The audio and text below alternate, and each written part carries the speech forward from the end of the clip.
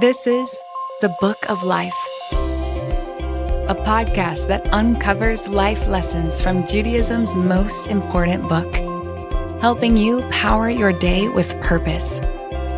Here is Ruchi Koval.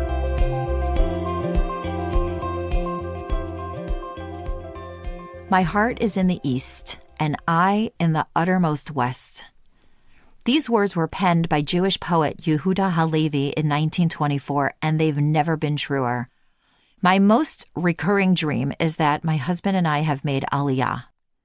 The details change, the timing changes, the exact locus of our home varies, but over and over again, I dream of returning to Israel. Where does this intense love and connection come from?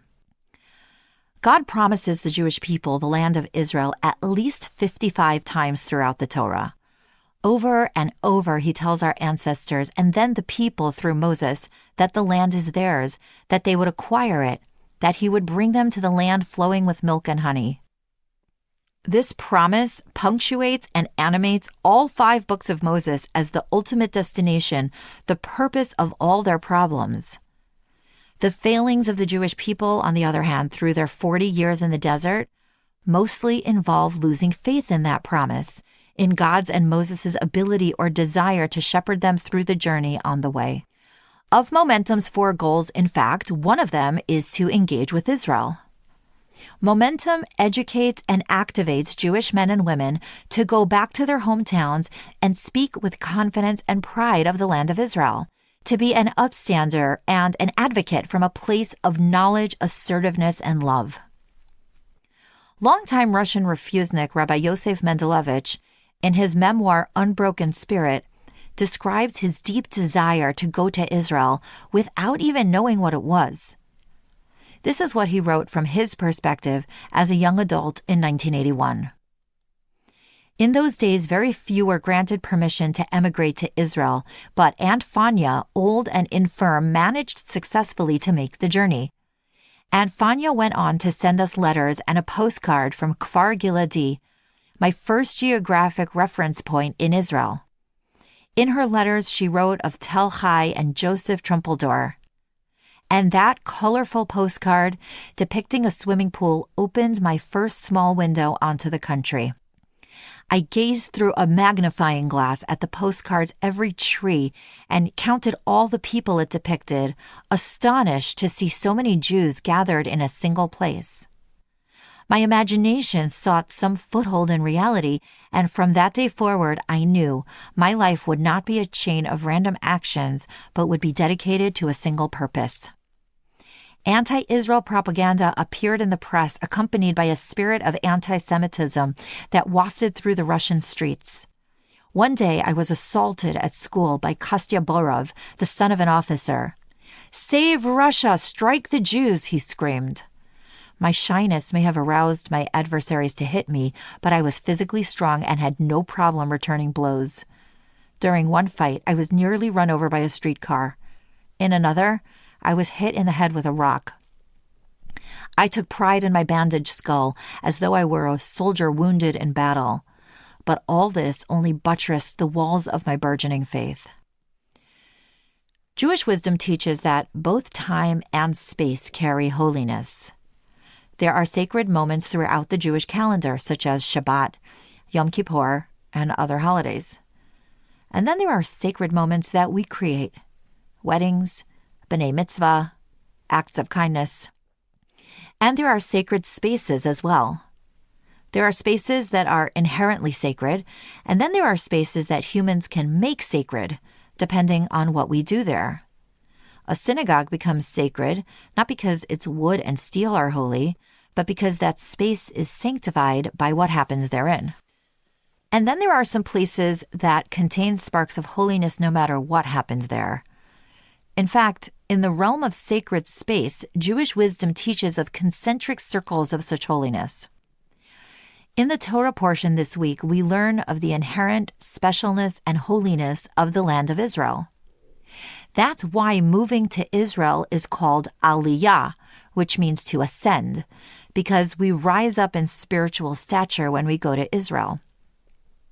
By the way, that's also why being called to the Torah in synagogue is called an aliyah, because one physically ascends the bima, the platform. In Israel, there are 4 especially holy cities: Tzfat, Hebron, Tiberias, and Jerusalem. And in Jerusalem, the holiest spot is the area of the former temple, the Temple Mount, now demarcated by the Western Wall.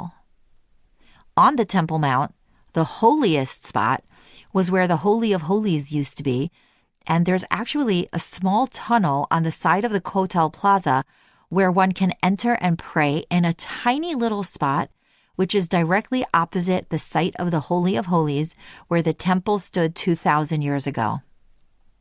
The land of Israel is called in Torah literature the palace of the king, that when we come to Israel, we are entering God's palace, and that we should tread with awe and reverence there. On the other hand, Israel is our home, and it's a place that for many Jews feels like the only place where they can feel at home. My husband recently visited Israel, and he was amazed to see a renaissance of synagogues in the city of Tel Aviv. Surprised, he asked one of the locals about the spiritual revival in a mostly secular city. The Israeli told him that there's recently been a huge influx of French Jews to Israel, escaping anti-Semitism, who flock to Tel Aviv because its cosmopolitan spirit reminds them of Paris. These Jewish people are Sephardi and therefore very traditional-minded in their Jewish observance, hence the religious renaissance in Tel Aviv. At this very moment, dozens of Ukrainian Jews are making Aliyah too. Some of my very own relatives made Aliyah decades ago in response to the threat of the Holocaust. So, on the one hand, Israel has this sacred reverence, this tiptoeing holiness that sparks awe in the palace of the king.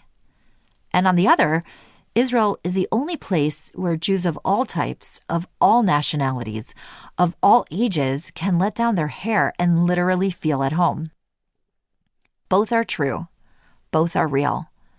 Both are magnificent gifts. When our oldest daughter, Miriam, went to Israel for the first time when she was 18 years old, she immediately fell in love. "Mom," she said, "everyone here is my family. They tell me what to do because they love me and they care about me, because they're mine."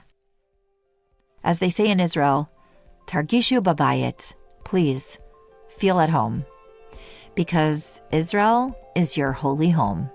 So feel holy and feel at home. This is the Book of Life. Don't forget to rate, review, and subscribe to Momentum Podcast on Apple, Spotify, or wherever you get your podcast.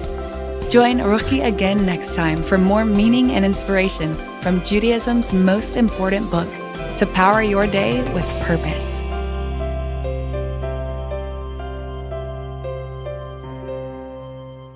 You're listening to a Momentum Podcast. For unlimited inspiration, wisdom, and empowerment, visit MomentumUnlimited.org.